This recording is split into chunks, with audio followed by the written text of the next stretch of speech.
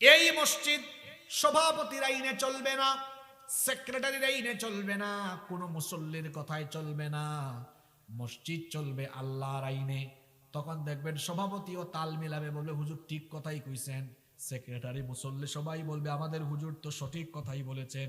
মসজিদ চলবে আল্লাহর আইনে, এই কথাটা সবাই মেনে নিবে। ইমাম সাহেব যদি বলেন মসজিদ চলবে কোরআন দিয়ে, কেউ কোনো আপত্তি করবে না।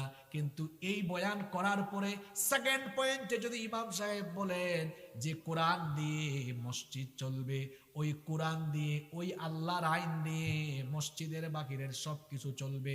যারা একটু আগে ঠিক ঠিক কইয়া চিল্লাইছিল, তাদের মধ্যেও কয়েকজন মুনাফিক মার্কা লোক দেখা যাবে, সঙ্গে সঙ্গে তাদের চেহারা কালো হয়ে গেছে। তার চালানো দরকার আছে না নাই?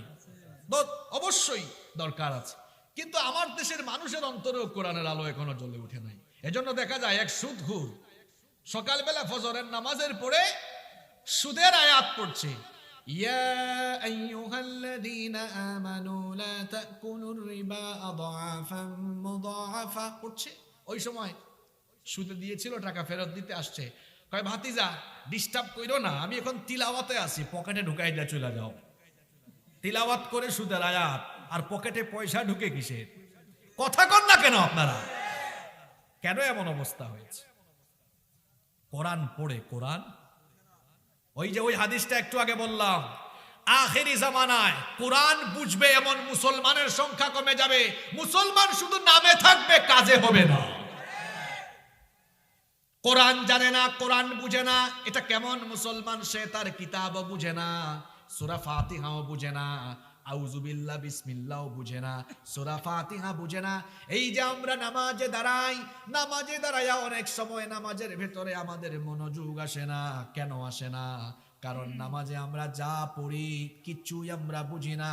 যদি আমরা বুঝতাম, আমাদের কনসেন্ট্রেশন, আমাদের মনোযোগ অন্যদিকে যেত না, আমাদের মনোযোগ অন্য কোনো দিকে যাওয়ার কোনো সুযোগই থাকতো না। আল্লাহর রাসূলের সাহাবীরা নামাজ কেমনে বুঝতেন শুনেন, ছোট্ট একটা ঘটনা আমার মনে পড়ে গেল। ঘটনাটা কি আমি বলবো? সাইয়েদনা আলী রাদিয়াল্লাহু আনহু এক যুদ্ধে তীরবিদ্ধ হয়ে গেলেন। সাহাবীরা এসে তার তীর খোলার চেষ্টা করেন, তীর শরীর থেকে বের করার চেষ্টা করেন, কিন্তু এই তীর, এটা যখনই ছোটাবার চেষ্টা করেন আলী রাদিয়াল্লাহু আনহু, তখন ব্যথার কারণে চিৎকার দিয়ে উঠেন। এই দৃশ্য নবীজি দেখলেন। নবী করিম সাল্লাল্লাহু আলাইহি ওয়াসাল্লাম এই দৃশ্য দেখে সাহাবীদেরকে বললেন, আমার সাহাবীরা, আমার আলীর পা থেকে তোমরা সহজেই তীর এভাবে বের করতে পারবা না, তবে আমি বলি শোনো, আমার আলীর পা থেকে তীরটা খুব সহজেই বের করে ফেলতে পারবা যখন সে নামাজে দাঁড়িয়ে যাবে। কারণ সে নামাজে দাঁড়ানোর পরে তার মনোযোগ আর অন্য কোনো দিকে থাকে না। সে যখন নামাজে দাঁড়াবে তখন তোমরা চেষ্টা করবে। আলী রাদিয়াল্লাহু আনহু নামাজের টাইমে যখন নামাজে দাঁড়ায় গেলেন, সাহাবীরা তার শরীর থেকে তীরটা বের করে ফেললেন। তিনি আহ কোনো শব্দ করলেন না। নামাজ শেষে অন্যান্য সাহাবীরা তাকে জিজ্ঞেস করলেন, কি ব্যাপার? নামাজের আগে ওই তীর বের করার জন্য যখন আমরা চেষ্টা চালালাম, তখন তুমি ব্যথায় চিৎকার দিলে, কিন্তু এখন নামাজের ভেতরে তীরটা বের করলাম, একটু আহ শব্দ করলে না, কারণটা তো বুঝলাম না। তিনি তখন বললেন, শোনো, নামাজে দাঁড়ানোর পরে আমি আমার রবের সাথে এমন প্রেম ভালোবাসায়, আমি প্রেম ভালোবাসায় এত বেশি মনোযোগ দিয়ে দেই, কারণ নামাজে যখন আমরা দাঁড়াই আমাদের সাথে কথা বলেন কে? আমি যখন নামাজে দাঁড়ালাম, আমি যখন তিলাওয়াত করছিলাম, নামাজের দিকে মনোযোগী হলাম, আমি তিলাওয়াত করে, নামাজের মধ্যে তিলাওয়াত করে, তাসবিহ জপে আমি এত মজা পাচ্ছিলাম, মনে হচ্ছিল আল্লাহ আমার প্রতিটা কথার জবাব দিচ্ছেন। আমি যখন নামাজের প্রতি, আমি যখন মনোনিবেশ করে আল্লাহর প্রেমে হাবুডুবু খাচ্ছিলাম, তখন আমার শরীরের কোন অংশ থেকে তোমরা তীর বের করেছ মনোযোগী ছিল না, এই জন্য কোনো শব্দ আমি করি না। এরকম মনোযোগ ছিল তাদের, এরকম মনোযোগ ছিল। নামাজ বুঝতেন তো তারা। আমরা কোরআন তেলাওয়াত করি, মজা পাই না। অনেকে আছে কোরআন তেলাওয়াত করেও গুনাহ থেকে বাঁচতে পারে না। কেন? কোরআন সে বুঝে না। এজন্য আল্লাহ তাআলা বলছেন আফালা ইয়াতাদাব্বারুনাল কুরআন আম আলা কুলুবিন আকফালুহা, কি হয়েছে তোমাদের, কেন তোমরা কোরআন বুঝার চেষ্টা করো না? তবে কি তোমাদের অন্তর তালাবদ্ধ হয়ে গিয়েছে? অন্তরের তালা খুলে দেন, কোরআন বুঝার চেষ্টা করেন, কারণ কোরআন বুঝার জন্য হুকুম দিয়েছেন যিনি, তিনি কে? আস্তে বলবেন না, জুড়ে বলেন, তিনি কে? নাম্বার 6 পয়েন্টগুলো মনে রাখবেন, এগুলোই আসল ওয়াজ। 6 নাম্বার হলো কোরআন অনুযায়ী আমল করা। কোরআন পড়বেন কিন্তু কোরআনের কোনো আমল জীবনে থাকবে না, এটা তো মুমিনের স্বভাব হতে পারে না। আমার রাসূলের কাছে 23 বছরে কোরআন নাজিল হয়েছে, আর কোরআনের প্রত্যেকটি বিধান তিনি বাস্তব জীবনে আমল করে আমাদের জন্য আদর্শ রেখে গিয়েছেন। এই জন্য আম্মা জান আয়েশা রাদিয়াল্লাহু আনহার কাছে সাহাবায়ে কেরাম গিয়ে জানতে চেয়েছিলেন নবীজির চরিত্র কেমন ছিল। তিনি বললেন, তোমরা কি কোরআন পড়ো না? কানা খুলুকুহুল কোরআন, এই যে কোরআন আপনারা দেখছেন, এই কোরআন হলো প্রিন্টেড কোরআন, আর আমার নবী ছিলেন প্র্যাকটিক্যাল কোরআন। এই কোরআনের প্র্যাকটিক্যাল বাস্তব নমুনা ছিলেন মুহাম্মাদুর রাসূলুল্লাহ সাল্লাল্লাহু। কিন্তু আমাদের জীবন আর কোরআন সম্পূর্ণ ব্যতিক্রম, মিল নাই। বলবেন হুজুর কেমনে মিল নাই? আল্লাহ কোরআনে বললেন মিথ্যা বলিও না। আমাদের মধ্যে মিথ্যা বলার স্বভাব আছে না নাই? আল্লাহ বললেন রাস্তাঘাটে চলার সময় পরনারীর দিকে তাকায়ও না। যুবকরা যখন রাস্তা দিয়ে হেঁটে যায়, মেয়েদেরকে টিজ করে, বিরক্ত করে, ডিস্টার্ব করে, ইফটিজিং করে মেয়েদের দিকে তাকায়া থাকে। কোরআন যদি বুঝতো, সূরা নূর যদি পড়তো, তাহলে এমন করতো না। আল্লাহ তাআলা বলেছেন কুল্লিল মুমিনিনা ইয়াগুদ্দু মিন আবসারিহিম, ও নবী মুমিন পুরুষদেরকে বলেন চক্ষুটাকে যেন পরনারীর দিকে না দিয়ে নিচের দিকে নামায়া রাখে। হুকুমটা কার? আমরা কোরআন পড়ি, কোরআন বুঝি না। এই কারণে অনেক মহিলারা আছে নামাজও পড়ে, নামাজ আদায় করে, কোরআন তেলাওয়াত করে, আবার বাড়ি থেকে বগুড়া যাওয়ার সময় লিপস্টিক ছুটে দিয়ে আশকারা মাস্কারা লাগায় বাড়ি থেকে বের হয়। অবশ্যই এমন নারী আমাদের গাবতলীতে নাই। সাজগুজ করবেন আপনি আপনার স্বামীর জন্য, হাজবেন্ডের জন্য। যে মহিলা কোথাও যাওয়ার আগে 2-3 ঘন্টা লাগে সাজগুজ করতে, এই মহিলার চরিত্র ভালো না, পর পুরুষকে দেখাবার জন্য ঘন্টার পর ঘন্টা সাজগুজ করেছে। আপনি বাড়ির বাহিরে গেলে এত সময় লাগবে কেন? Only 5 minutes. জাস্ট বোরকা পরবেন, নিকাব পরবেন, বের হয়ে যাবেন। এত সাজগুজ কেন আপনার? নিজের হাজবেন্ডের সামনে কামলা বেডির মতো থাকে। আর বগুড়ায় যাওয়ার সময় হাজবেন্ড বলছে কই গো তোমার কি হলো? কই দাঁড়াও না, আশকারাটা দিয়েছি, মাসকারাটা শেষ করি। আরো কিছুক্ষণ গেল, হাজবেন্ড বলছে এখনো কি তোমার শেষ হয় না? কই দাঁড়াও না, একটু কড়া করে লিপস্টিক লাগায় দিই।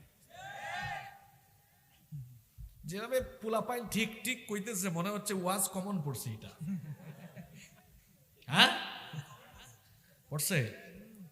আমার বোনদেরকে বলছি খবরদার, বেপর্দা হয়ে ঘর থেকে বের হবেন না, পর্দা করবেন। পর্দার বিধানটা মোল্লার না আল্লাহর?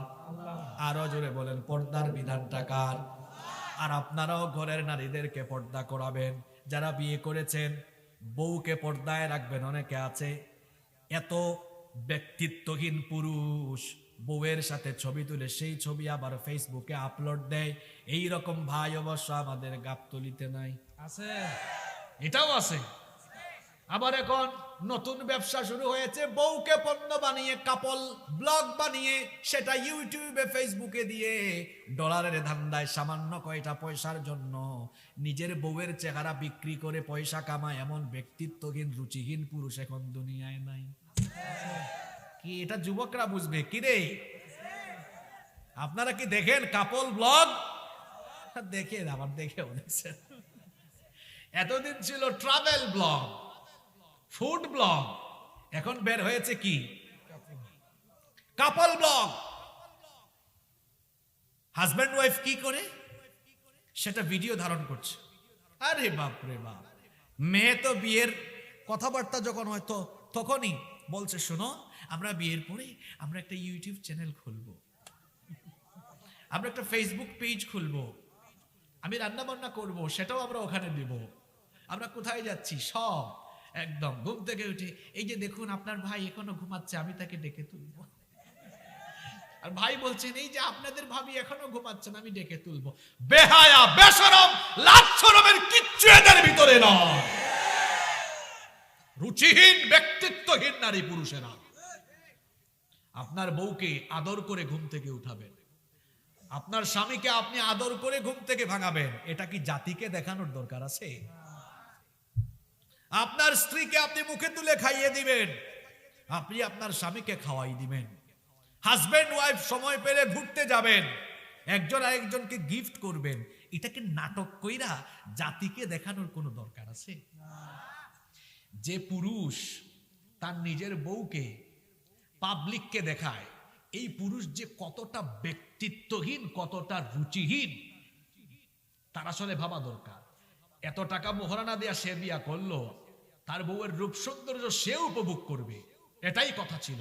কিন্তু না, সে তার বউকে পাবলিকের সম্পদ বানাই দিছে, যে জনগণের তো একটা হক আছে, সবাই দেখুক না। বেহায়া, নির্লজ্জ, বেশরম, ব্যক্তিত্বহীন, মর্যাদাহীন না হলে এমনটা করে না। আল্লাহ এই সকল বেহায়াদেরকে হেদায়াত দেন। আমিনের আওয়াজ যে আসতে হয়েছে বোঝা গেছে, কমন মনে হয় এখানেও পড়ছে।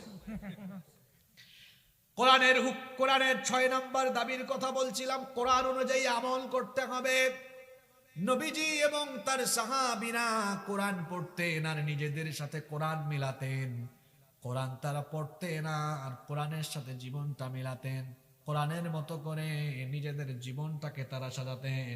কারণ এই কোরআনের মতো করেই আপনি আপনার জীবনকে সাজাতে হবে। হুকুমটা কার? আরো জোরে বলেন কার?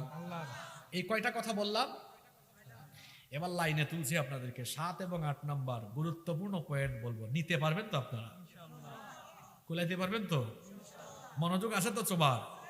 দেখেন আমি কি সুন্দর ধাপে ধাপে আসছি। প্রথম দায়িত্ব, কোরআন এটা আপনি শিখবেন আগে। 2 নাম্বার পড়বেন আর শুনবেন।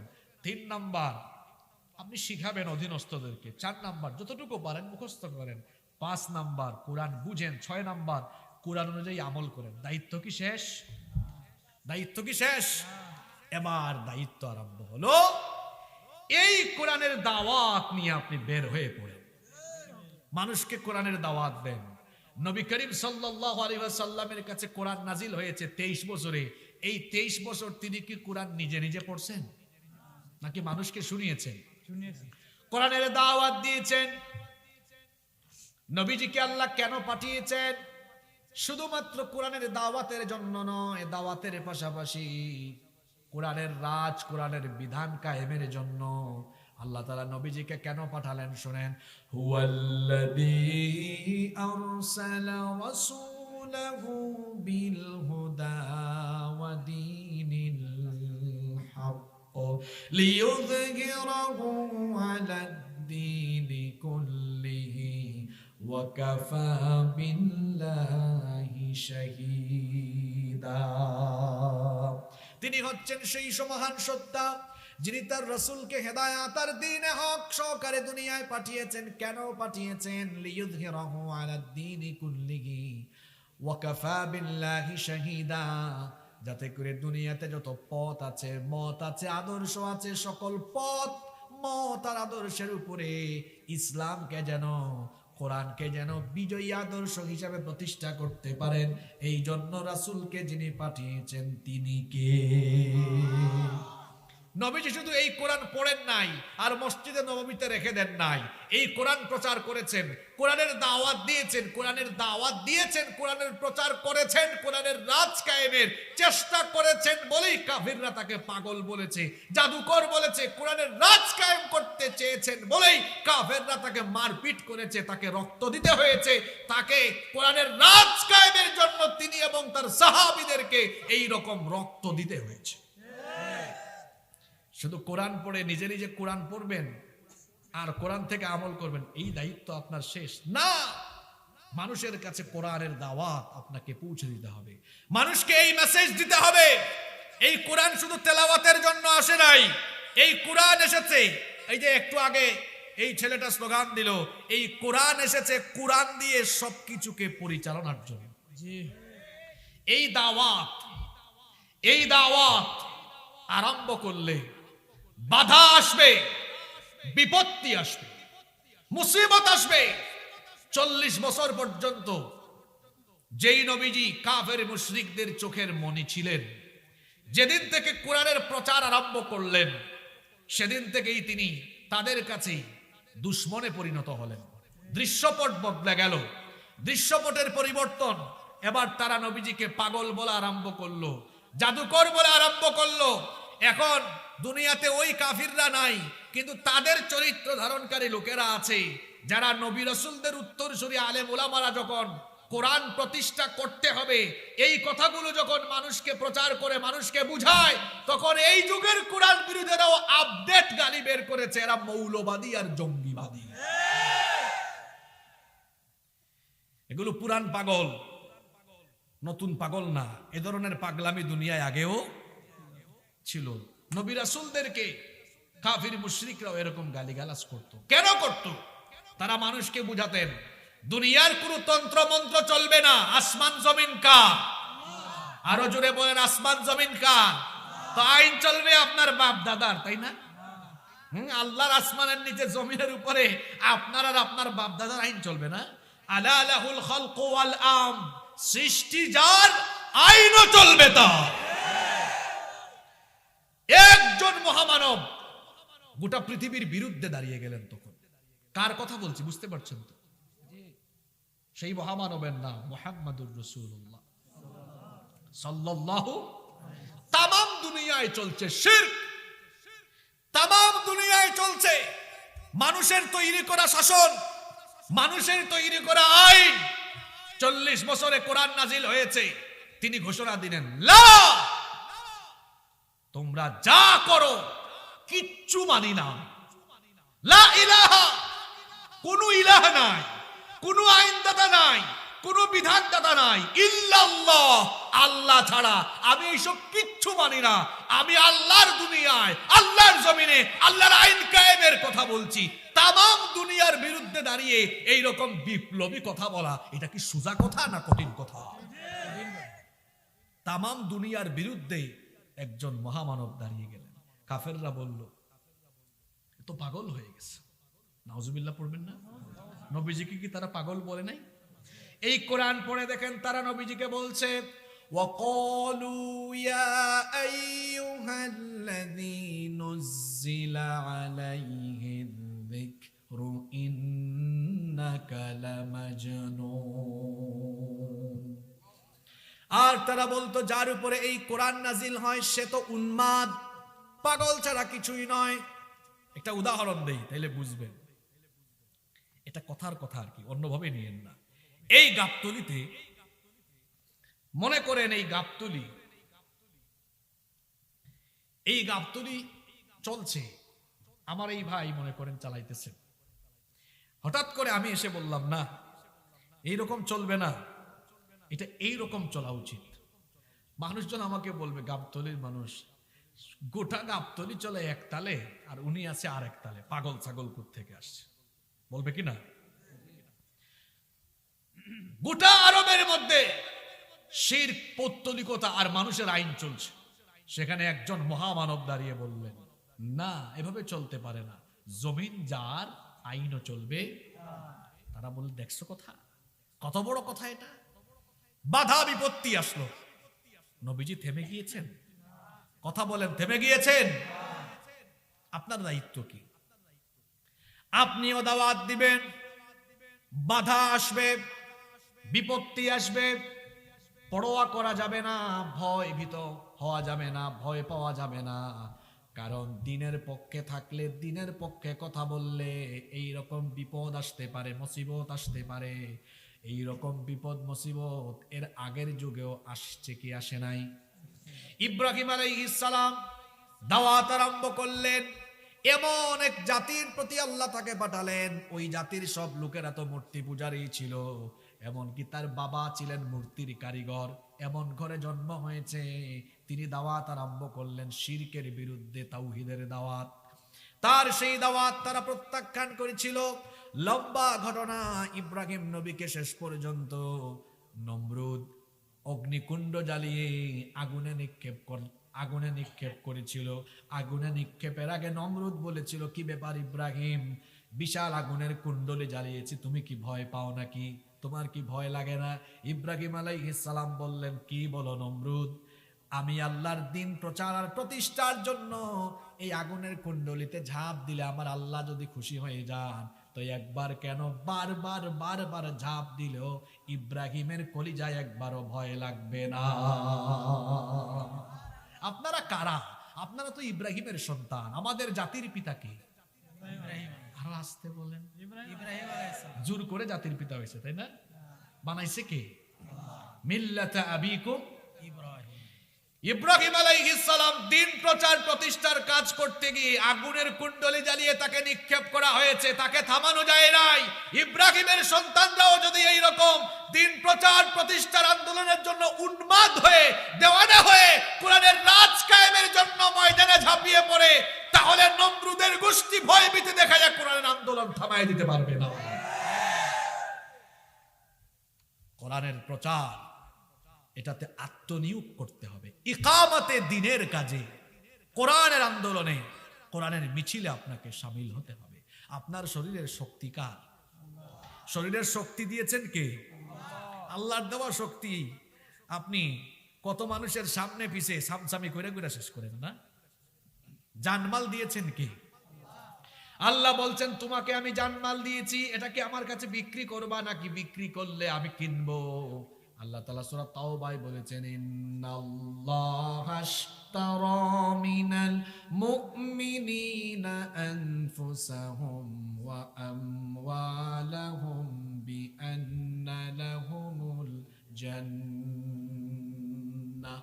নিশ্চয়ই আল্লাহ মুমিনদের জানমাল কিনে নিয়েছেন। জোরে বলেন তো, কাদের? আর একটু আস্তে বলেন। আল্লাহ তো বলতে পারতেন, ইন্নাল্লাহ আশতারা মিনান নাস, মানুষের জানমাল কিনে নিয়েছে। বলতে পারতেন মানুষের, বলতে পারতেন হিন্দুর কথা, বৌদ্ধের কথা, খ্রিস্টানের কথা, না বলে কাদের কথা বলেছেন? তার মানে জানমাল সবারটা আল্লাহ নিবেন না। আপনি মাল দিবেন, আপনি সিমেন্ট দিবেন, টাকা দিবেন, পয়সা দিবেন, হ্যাঁ দিলেই আল্লাহ নিয়ে নিবেন না। তো যে দিবে তাকে কি হওয়া লাগবে? কথা কয় না। মুমিন যদি একটা খেজুরও দান করে সেটা আল্লাহ নিবেন, আর মুনাফিক যদি 1000 কোটি টাকাও দান করে, 1000 কোটি টাকাও দেয়, আল্লাহ নিবে না। কথা বোঝা যায় না মনে হয়। আপনি গাবতলিতে গেছেন বাজার করতে, পচা মাছ, পয়সা তো দূরের কথা, মাগনা দিলে আপনি কিনবেন? ফ্রি দিলে? তা আপনি মানুষ, আল্লাহর সৃষ্টি মানুষ, ফ্রি দিলেও বাজে জিনিস নেয় না। আর আল্লাহ তাআলা মহা জ্ঞানী, আপনি আপনার পচা জান দিবেন, পচা মাল। পচা মাল মানে হচ্ছে আপনার ভেতরে ঈমান নাই, ঈমানহীন পচা জিনিস দিবেন, আল্লাহ ঠেকায় পড়ছে তো আল্লাহ নিবে। মুমিন থেকে আল্লাহ নিবে। কি নিবে আল্লাহ? জান আর মাল। অর্থাৎ মুমিন তার জান আর মাল আল্লাহর দ্বীনের পথে সে যদি দেয়, আল্লাহ ওটা নিবেন। বিনিময়ে আল্লাহ মুমিনকে জান্নাত দিবেন। সুবহানাল্লাহ। আপনার শরীরের এই শক্তি, সামর্থ্য, এটা দেওয়া হয়েছে দিন প্রতিষ্ঠার আন্দোলনের জন্য, কোরআনের রাজ কায়েমের জন্য। এখানে তো অসংখ্য যুবক, এই যুবকরা যখন মোবাইল চালাতে, ফেসবুক চালাতে ব্যস্ত, টিকটকিং এ ব্যস্ত, নাচ গান রং তামাশায় ব্যস্ত, আল্লাহর রাসূলের যুবক সাহাবীরা ওই বয়সে ছিলেন কোরআন প্রতিষ্ঠার কাজে ব্যস্ত। আল্লাহর নবীর সাথী তারা হয়েছেন, আর নবীজির সাথী হয়ে কিভাবে কোরআনের আইন বাস্তবায়ন করা যায়, কোরআনের শাসন প্রতিষ্ঠা করা যায়, সেই আন্দোলনে তারা শামিল হয়েছেন। সেই আন্দোলনে শামিল হয়ে রক্ত দিয়েছেন, জীবন দিয়েছেন, শাহাদাতের ঈদগাহে শামিল হয়েছেন। কেউ বা আবার নতুন বিয়ে করে বাসর ঘরে নতুন বউ রেখে জিহাদের ময়দানে ছুটে গিয়ে শহীদ হয়েছেন। যেমন জুলাইবিব রাদিয়াল্লাহু আনহুর ঘটনা আমরা জানি। একজন যুবক মানুষ, যুবকরা আছে না ঘুমাই গেছে?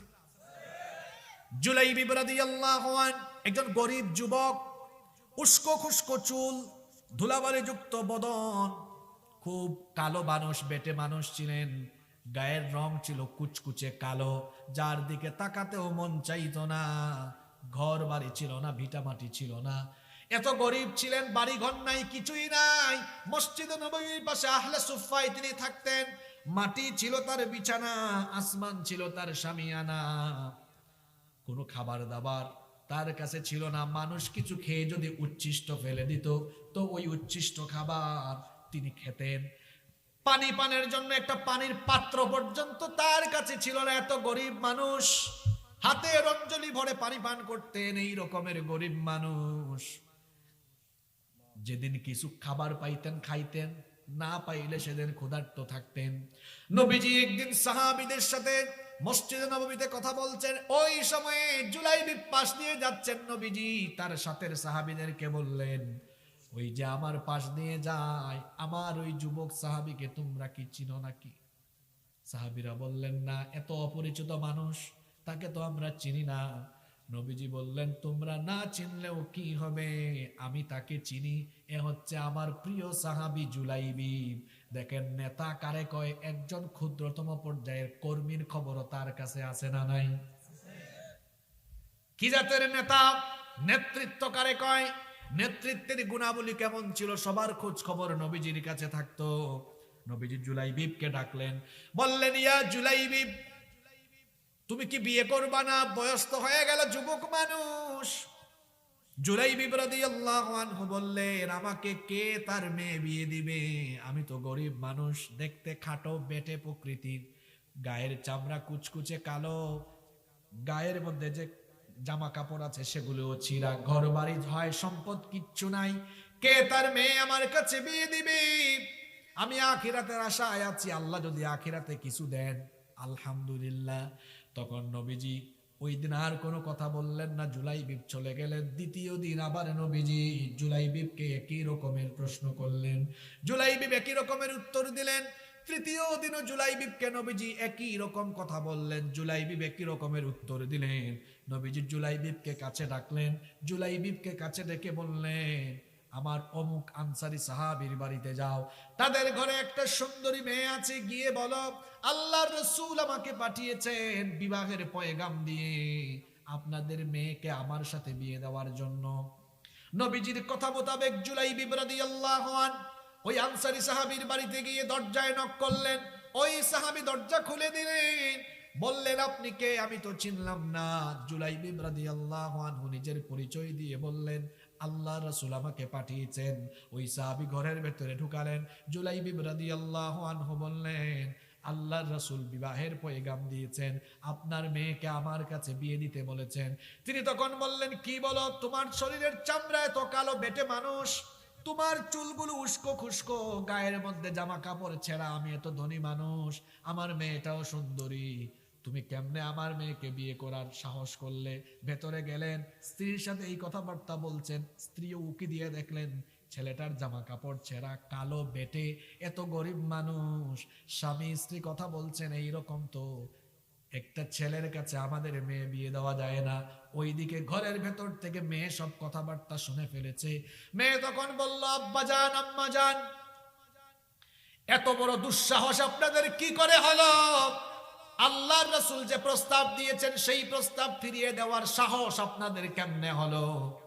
তখন মা বাবা দুজনেই বললেন, মেয়ে আমার, তুমি হয়তো ঘরের ভেতর থেকে আবেগের চোটে কথা বলছো, একটু ঘরের ভেতর থেকে বের হয়ে ছেলেটাকে একবার দেখো, দেখবা বিয়ে করতে মন আর চাইবে না। এত কালো, উস্কো খুস্কো চুল, গায়ের জামা কাপড় ছেঁড়া, গায়ের মধ্যে ময়লা, ঘর বাড়ি কিছুই নাই।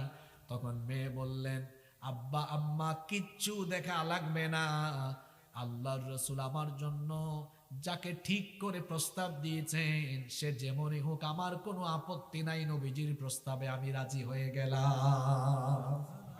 বিয়ে হয়ে গেল। প্রথম রাত, ফুল সজ্জার রাত, বাসর সজ্জায় জুলাইবিব রাদিয়াল্লাহু আনহু তার এই সুন্দরী স্ত্রীর কাছে গিয়েছেন, কথাবার্তা বলছেন, প্রেম ভালোবাসা নিবেদনের সময়। কিন্তু ওই সময়ে দরজার বাহির থেকে আওয়াজ শোনা গেল, আইনা জুনুদুল্লাহ, আল্লাহ আল্লাহর মুজাহিদরা কোথায়? নবীজি জিহাদের ডাক দিয়েছেন। তীরের শলা থেকে যেমন ধনুক ছুটে যায়, ঠিক তেমনি ভাবে জুলাইবি রাদিয়াল্লাহু আনহু তার প্রিয়তমা সুন্দরী স্ত্রীর সঙ্গ বিচ্ছিন্ন করে তলোয়ার হাতে নিয়ে জিহাদের ময়দানে ছুটে গেলেন। 60টা কাফেরকে জাহান্নামে পাঠিয়ে তিনিও শহীদ হয়ে গেলেন। জিহাদ যখন শেষ হয়ে গেল, যুদ্ধ যখন শেষ হয়ে গেল, নবীজি ময়দানে এসে সাহাবীদেরকে বললেন, সকল শহীদদের লাশ আমার সামনে নিয়ে আসো। সকলের লাশ সামনে আনা হলো। নবীজি সবগুলো লাশ দেখলেন, দেখার পরে বললেন, আমার হাবিবের লাশ কোথায়? তাকে দেখছি না কেন? সাহাবীরা বললেন, ওগো আল্লাহর রাসূল, আপনার হাবিব আবার কে? তাকে তো আমরা চিনলাম না। নবীজি বললেন, তোমরা চিনা লাগবে না, আমি নিজেই আমার হাবিবকে নিজে খুঁজে বের করব। তিনি আবার যুদ্ধের ময়দানে নিজেই খোঁজা আরম্ভ করলেন। 7 জন মধ্যে অনেক ধুলাবালু। নবীজি তার নিজের পবিত্র হাত মোবারক দিয়ে ধুলাবালিগুলো ছোটায়া দিলেন। এরপরে নবীজি ধুলাবালুগুলো ছুটায়া দেওয়ার পরে দেখলেন এটা তার প্রিয় সাহাবী জুলাইবি। অন্য সাহাবীদেরকে ডেকে বললেন, দেখো দেখো, এটা হচ্ছে আমার হাবিব। নবীজি তখন জুলাইবিবের মাথা নবীজির উরু মুবারকের উপরে রাখলেন। উরু মুবারকের উপরে রেখে বললেন, আহারে, তুমি নতুন বিয়ে করেছো, নতুন বিয়ে করে তোমার এত সুন্দরী স্ত্রী রেখে আল্লাহর দ্বীন বিজয়ের জন্য, কোরআনের রাজ কায়েমের জন্য তুমি জীবনটা এখানেই বিলিয়ে দিয়েছো জুলাইবি। আমি সাক্ষ্য দিচ্ছি, তুমি আমার, আমি তোমার। এখনকার যুবক ছেলেরা তার গার্লফ্রেন্ডকে বলবে, তুমি আমার, আমি তোমার। আর আল্লাহ রাসূলের সাহাবীরা তাদের জীবনকে আল্লাহ আর রাসূলের জন্য ওয়াকফ করে দিয়েছে। কোরআন ইসলাম এভাবেই প্রতিষ্ঠিত হয়েছে। যুবক ভাইদেরকে বলছিলাম, এখন আপনারা রং তামাশা করেন, আর ওই বয়সে নবীজির সাহাবীরা কোরআন প্রতিষ্ঠার আন্দোলনে শামিল হয়ে নিজেদের সবকিছু উজাড় করে দিয়েছেন। আমরাও কোরআন প্রতিষ্ঠার আন্দোলনে নিজেদেরকে উজাড় করে দিতে পারবো কিনা? কারা কারা পারবেন দেখি, দু হাত তুলে আল্লাহকে দেখান তো। নারায়ে তাকবীর, নারায়ে তাকবীর। আল কোরআনের আলো, সংসদের জালো, ইসলামের শত্রুরা হুঁশিয়ার সাবধান। নারায়ে তাকবীর। মহিলারা কি করবে? তারা কি কোরআন প্রতিষ্ঠায় তাদের এগিয়ে আসা দরকার না? ইসলাম প্রতিষ্ঠায় আপনাদের অবদান বেশি না মহিলাদের অবদান বেশি? সর্বপ্রথম পুরুষ ইসলাম কবুল করে নাই, সর্বপ্রথম ইসলাম কবুল করেছেন মহিলা, নবীজির প্রিয়তমা স্ত্রী, আমাদের মা আম্মা জান খাদিজা আত-তাহিরা রাদিয়াল্লাহু আনহা। নবীজি হেরা গুহা থেকে ফিরলেন, ওহী নাজিল হলো। নবীজি এসে খাদিজা রাদিয়াল্লাহু আনহাকে বললেন, জাম্মিলুনি, খাদিজা আমাকে কম্বল দিয়ে ঢেকে দাও। লাকাদ খাশিতু আলা নাফসি, আমি ভয় পেয়েছি, আতঙ্কিত হয়েছি, মনে হয় কোনো অনিষ্ট বা কোনো ক্ষতিকারক কিছু। তখন তিনি বললেন, ওয়াল্লাহি লা ইউযিকাল্লাহু আবাদা, আল্লাহর কসম, আল্লাহ আপনাকে অপমানিত করবেন না, লাঞ্ছিত করবেন না। একজন স্ত্রী তার স্বামীর চরিত্রের ব্যাপারে কি কথা বলে শোনেন। তিনি বললেন, আপনি তো খুব ভালো মানুষ, পরোপকারী, কাউকে কষ্ট দেন না, গরিবদেরকে সহযোগিতা করেন, নিজে কষ্ট পান কিন্তু কাউকে কষ্ট দেন না, আত্মীয় স্বজনের খবর রাখেন, এজন্য আল্লাহ আপনাকে অপমানিত করবেন না। নবীজি যখন পুরা ঘটনা শুনালেন, বললেন, খাদিজা, আমাকে তো আল্লাহ নবুয়ত দিয়েছেন। আম্মাজান খাদিজা রাদিয়াল্লাহু আনহা টু শব্দও করেন নাই, আপত্তিও জানান নাই। শোনেন মা বোনরাও শোনেন, আপনারাও শোনেন, একজন স্ত্রী তার স্বামীর খেদমত করতে পারে, স্বামীকে ভালোবাসা দিতে জানে, স্বামীর সাথে রোমান্স করতে জানে, স্বামীর খেদমত করতে পারে, আনুগত্য করতে পারে, স্বামীর সেবা করতে পারে, কিন্তু নিজের স্বামীর প্রতি ঈমান আনা, স্বামীকে নবী বলে ঘোষণা দেওয়া সোজা কথা না কঠিন কথা? কারণ আপনি কেমন অন্য কেউ না জানলেও আপনার বউ জানে। যেমন ফেরাউন নিজেকে বলেছিল আমি ক্ষুধা, গোটা মিশরে বলে আমি ক্ষুধা, তার বয়ে কেউ কিছু বলে না, কিন্তু তার নিজের স্ত্রী আসিয়াকে গিয়ে বলে, আসিয়া আমি তো ক্ষুধা।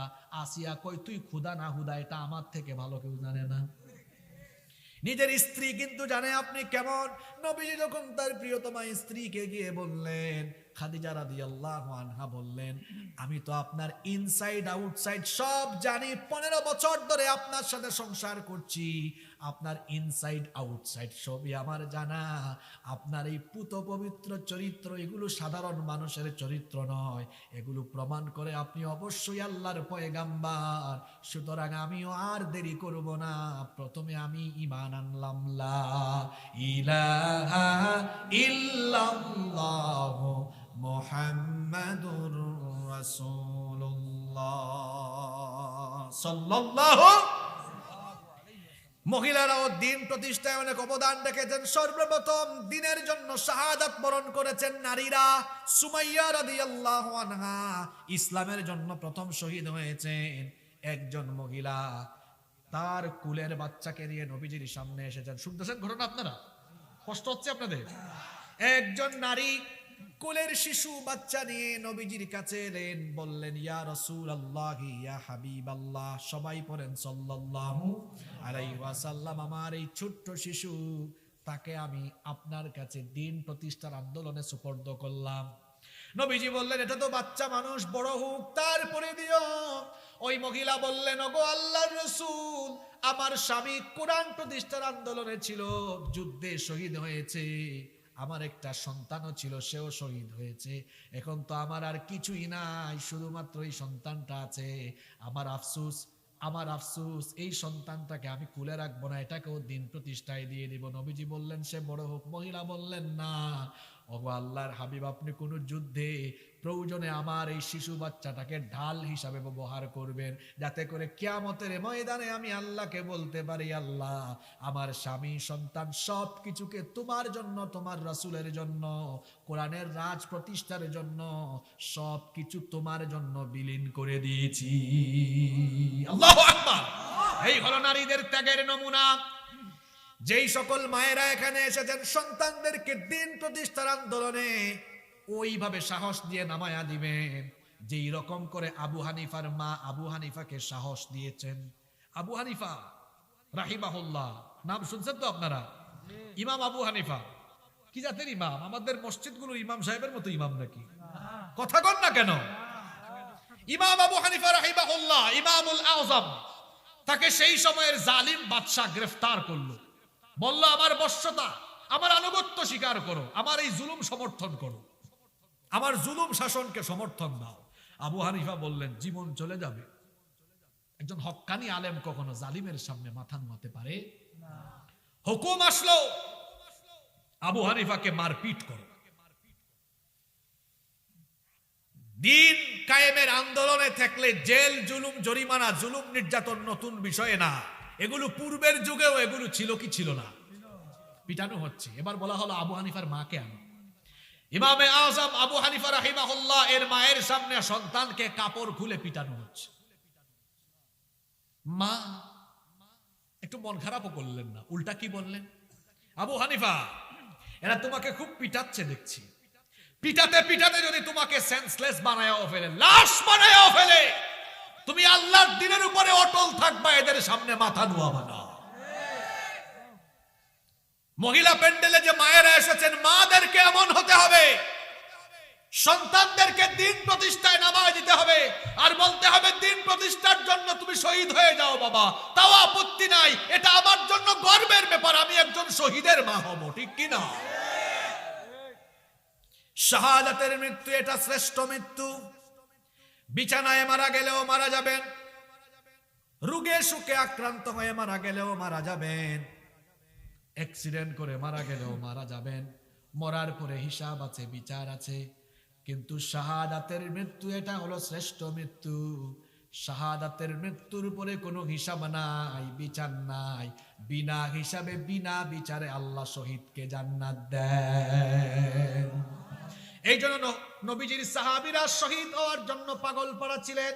নবীজি বলতেন, আমার ইচ্ছা হয় আমি আল্লাহর দ্বীনের জন্য শহীদ হই, আবার আল্লাহ আমাকে জীবন দেন, আবার শহীদ হই, আবার যদি জীবন দেন আবার শহীদ হই। সুবহানাল্লাহ। এজন্য নবীজির সাহাবীরা শহীদ হওয়ার জন্য পাগল পাড়া ছিলেন, শাহাদাতের জজবা নিয়ে কোরআনের রাজ প্রতিষ্ঠার আন্দোলনে তারা ছিলেন। আমাদের এখানে যে যুবকরা আছে, সারা পৃথিবীর যুবকরা যদি কোরআনের রাজ কায়েমের জন্য শাহাদাতের তামান্না নিয়ে শাহাদাতের ঈদগাহে শামিল হওয়ার প্রত্যয় নিয়ে কোরআনের ছায়া তলে আসে, কোরআনের বিজয় যিনি দিয়ে দিবেন তিনি কে? আমরা পারবো তো? পারবো তো? আল্লাহ সবাইকে কবুল করে। নাম্বার 8 হলো কোরআনের শাসন কায়েম করা, যেটা এই ভাই স্লোগান দিল। দেখছেন আমি ধাপে ধাপে একদম শেষেরটাতেই আসলাম। কোরআন এসেছে শুধু তিলাওয়াতের জন্য, খতমের জন্য, আর কোরআন দিয়ে ঝাড়ফুঁক করার জন্য নয়। কোরআন এসেছে কোরআন দিয়ে সব কিছুকে পরিচালনা করার জন্য। এজন্য আল্লাহ কোরআন দিয়েছেন। নবী করিম সাল্লাল্লাহু আলাইহি ওয়াসাল্লাম 10 বছর কোরআন দিয়ে রাষ্ট্র শাসন করে দেখিয়ে দিয়েছেন কোরআনের শাসন কেমন হয়। কোরআন শুধু মসজিদে থাকবে, কিন্তু সমাজ পরিচালনায় কোরআন থাকবে না, রাষ্ট্র পরিচালনায় কোরআন থাকবে না, এমনটা তো হতে পারে না। আমাদের মধ্যে অনেক মুসলমান আছে, তারা কবরের ওয়াজ, জান্নাতের ওয়াজ, জাহান্নামের ওয়াজ খুব মন দিয়ে শোনে, কিন্তু কোরআন প্রতিষ্ঠার ওয়াজ শুনলে চেহারা অনেকের কালো হয়ে যায়। কোন মসজিদে যদি কোনো ইমাম সাহেব বলেন এই মসজিদ সভাপতির আইনে চলবে না, সেক্রেটারির আইনে চলবে না, কোন মুসল্লির কথায় চলবে না, মসজিদ চলবে আল্লাহর আইনে, তখন দেখবেন সভাপতিও তাল মিলাবে, বলবে হুজুর ঠিক কথাই কইছেন। সেক্রেটারি, মুসল্লি সবাই বলবে আমাদের হুজুর তো সঠিক কথাই বলেছেন, মসজিদ চলবে আল্লাহর আইনে। এই কথাটা সবাই মেনে নেবে। ইমাম সাহেব যদি বলেন মসজিদ চলবে কোরআন দিয়ে, কেউ কোনো আপত্তি করবে না। কিন্তু এই বয়ান করার পরে সেকেন্ড পয়েন্টে যদি ইমাম সাহেব বলেন যে কোরআন দিয়ে মসজিদ চলবে, ওই কোরআন দিয়ে, ওই আল্লাহর আইন দিয়ে মসজিদের বাকিরের সব কিছু চলবে, যারা একটু আগে ঠিক ঠিক কইয়া চিল্লাইছিল তাদের মধ্যেও কয়েকজন মুনাফিক মার্কা লোক দেখা যাবে, সঙ্গে সঙ্গে তাদের চেহারা কালো হয়ে গেছে।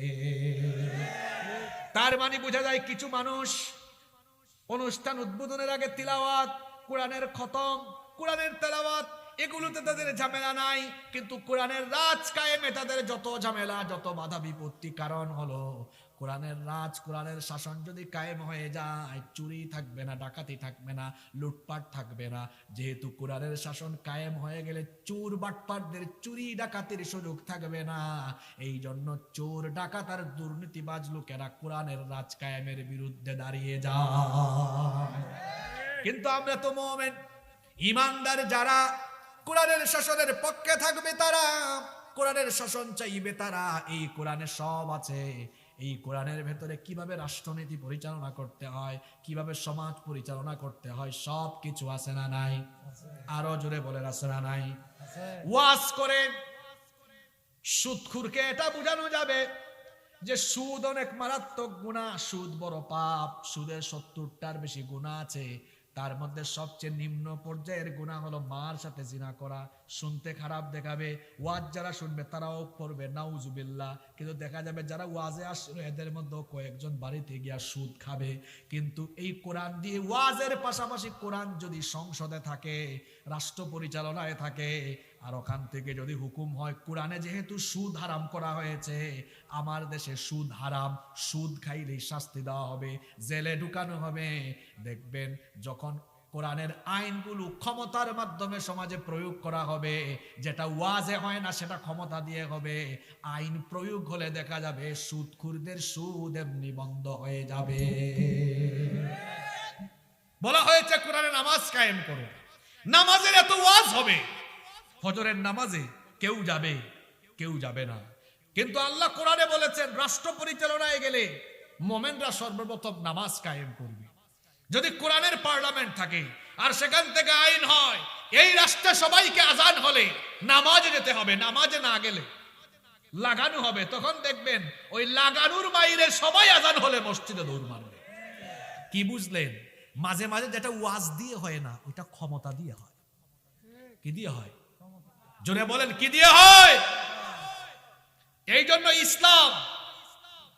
ইসলাম ভালো কাজের ব্যাপারে বলছে আদেশ করো, আর মন্দ কাজের ব্যাপারে বলেছে নিষেধ করো। এখানে আলেমরা বসে আছেন, কি বলেছেন আল্লাহ? তা'মুরুনা বিল মা'রুফ ওয়া তানহাউনা আনিল মুনকার। ভালো কাজের জন্য আদেশ করো, আবার অসৎ কাজকে অর্ডার করে বন্ধ করো। ইসলাম যদি, কোরআন যদি ক্ষমতার জায়গায় না থাকে, তখন দেখা যাবে দরখাস্ত একটা লিখে বলা হবে এই দাবিগুলো মেনে নেন, অনুরোধ করছি। কথা কি বোঝা যায়? আমাদের দাবিগুলো মানতে হবে, এগুলো করতে হবে, দাবি করব, অনুরোধ করব। আর ইসলাম যদি ক্ষমতার জায়গায় থাকে, কোনো দাবি নেই, অনুরোধ নয়, ভালো কাজ আদেশ দিয়ে আইন পাস করে জারি করা হবে, অন্যায় কাজকে অর্ডার করে বন্ধ করে দেওয়া হবে। ইসলাম আদেশের জায়গায় থাকার জন্য এসেছে। আফসোস, কোরআনের ধারক বাহক উলামায়ে কেরাম ঐক্যবদ্ধ হয়ে জাতিকে কোরআনের শাসনের কথা না বুঝায়া, কেউ কষ্ট নিবেন না আমার কথা, আলেমরা এখন বৈশা বৈশা লম্বা লম্বা দরখাস্ত নিয়ে দান, মানব বন্ধন করেন, দাবি করেন, এইটা করেন, ওইটা করেন। নবীজির সিরত তো সবাই পড়েছেন। ইসলাম অনুরোধের জায়গায় থাকার জন্য আসে নাই। এদেশের আলেমদেরকে জনগণ এত ভালোবাসে, এদেশের আলেমরা যদি দলাদলি ভুলে সব এক টেবিলে বসে যায়, এদেশের মানুষ আলেমদের হাতে সবকিছু তুলে দিবে। মানে হুজুররা নিজেরাই এক হইতে পারতেছেন না, হুজুররা নিজেরাই এক হইতে পারতেছে না। কৌমি আলা তারা আলাদা, আলিয়া আলা তারা আলাদা। কৌমি আলিয়া একটা আরেকটা দেখতেও পারে না। হ্যাঁ, কৌমি গ্রুপ, আলিয়া গ্রুপ, তারা যদি আলাদা আলাদাই থাকে আর সব আলেম ওলামা আলাদা আলাদাই থাকে, তাহলে মারামারি পিটাপিটি সামনে আরো আছে। কথা কি বোঝা যায়? অনুরোধ জানাতে হবে, এটা করেন, ওইটা করেন, দাবি মানতে হবে। ইসলাম অনুরোধের জায়গায় থাকার জন্য আসে নাই। ইসলাম অনুরোধের জায়গায় থাকার জন্য আসে নাই। নবীজি 13 বছর মক্কায় দাওয়াত দিয়েছেন। আল্লাহর আইন মানতে হবে, আল্লাহর কোরআনের বিধান প্রতিষ্ঠা করতে হবে, দাওয়াত দিয়েছে, লোকবল তৈরি করেছে। এরপরে যখন কোরআনের রাজ কায়েম হয়ে গেল, তখন আদেশ দিয়ে দিয়ে সব বন্ধ করে দিয়েছে। চুরি বন্ধ, ডাকাতি বন্ধ, জিনা বন্ধ, অন্যায় বন্ধ, অপরাধ বন্ধ। নবীজির মাক্কি জীবন পড়া, আল্লাহর নবীর মাক্কি জীবন অধ্যয়নের পাশাপাশি মাদানী জীবন অধ্যয়ন করে এই শিক্ষা নিতে হবে, ইসলাম শুধু অনুরোধের জায়গায় থাকবে না। মাদানী জীবনে গিয়ে ইসলাম যেমন হুকুমত প্রতিষ্ঠা করেছে, তেমনি ভাবে ইসলামী হুকুমত প্রতিষ্ঠার জন্য মানুষকে বুঝাতে হবে। কোরআনের শাসনের দরকার আছে না নাই? আপনারা চান কি চান না? কোরআনের দাবি কয়টা বলেছি আজকে? আর একটু জুড়ে বলে। 1 নম্বর কি বলছিলাম? এটা বিশুদ্ধ করে আপনারা শিখবেন তো। 2 নম্বর কোরআন তিলাওয়াত করবেন, এবং 3 নম্বর অধীনস্থদেরকে কোরআন শেখাবেন। 4 নম্বর যতটুকু পারেন কোরআন মুখস্থ। 5 নম্বর কি বলেছিলাম? কোরআন বুঝার চেষ্টা করবেন। 6 নম্বর কোরআন অনুযায়ী আমল। 7 নম্বর যুবক তরুণ ছাত্রদেরকে বলছি, কাদের পিছনে ঘুরো, কাদের চামচামি করো? তোমার এই বয়সে হাতে থাকার কথা বই খাতা কলম, আল্লাহর কোরআন, রসুলের হাদিস। কিছু কিছু লোক তাদের স্বার্থের জন্য তোমাদের হাতে স্কুল কলেজে তুলে দিয়েছে স্টাম্প, তোমাদের হাতে তুলে দিয়েছে AK-47, তোমাদের হাতে তুলে দিয়েছে গাজা, ইয়াবা। যারা তোমাদের হাতের মধ্যে বই খাতা কলম, কোরআন হাদিসের বিপরীতে, বই খাতা কলমের বিপরীতে গাজা, ফেন্সিডিল, ইয়াবা, লাঠি সোটা আর অস্ত্র শস্ত্র তুলে দেয়, এরা তোমাদের বন্ধু নয়, এরা তোমাদের জন্য হচ্ছে জানের দুশমন। এদের সঙ্গ ছেড়ে দাও। যারা দেখা হলেই বলে, ভাইজান আজকে নামাজ পড়েছেন?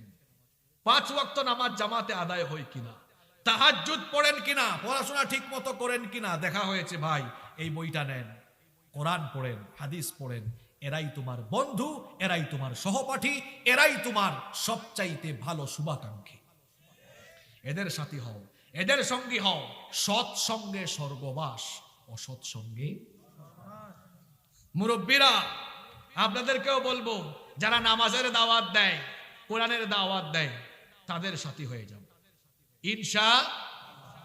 8 নম্বর দাবি হলো, এই কোরআনকে হুকুমাতের জায়গায় নিয়ে যেতে হবে। এটাও আমাদের প্রতি কোরআনের আরেকটা হক। এই 8টা দাবি পূরণ করতে পারলেই কোরআনের রঙে আপনি রঙিন হয়ে যাবেন। আর কোরআন কিয়ামতের দিন আপনার পক্ষে দাঁড়িয়ে আল্লাহর সঙ্গে ঝগড়া করবে ততক্ষণ, আল্লাহ আপনাকে জান্নাতে ঢুকায়া দিবে না যতক্ষণ। তাহলে কয়টা কাজ করতে হবে? আরো জোরে বলেন, পারবেন তো?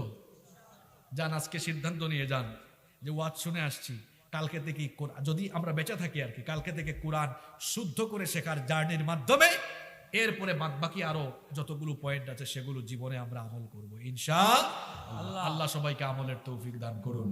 মাহফিল কমিটির বক্তব্য থাকলে আমরা শুনবো। এর আগে মাত্র 29 ব্যাগ সিমেন্ট আছে। এই বগুড়ার মানুষ খুব দিলওয়ালা মানুষ, বসে দেখলাম 2 মিনিটে 5 বস্তা 10 বস্তা দিয়ে দিয়েছে। আমার মনে হয় এখানে এরকম দিলওয়ালা মানুষ আছেন, 29 বস্তা সিমেন্ট লাগবে, 5 বস্তা।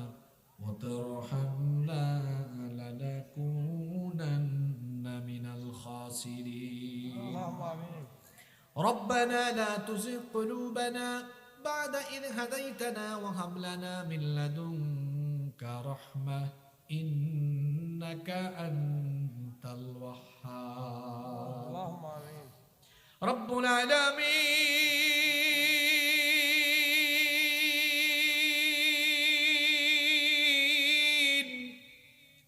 গভীর রাত পর্যন্ত তোমার কোরআন পাগল বান্দারা বান্দিরা নীরবে বসে বসে তোমার কালাম থেকে আলোচনা শুনেছেন। মালিক, আমরা যারা হাত তুলেছি জীবনে কম বেশি সবাই আমরা গুনাহ করে ফেলেছি।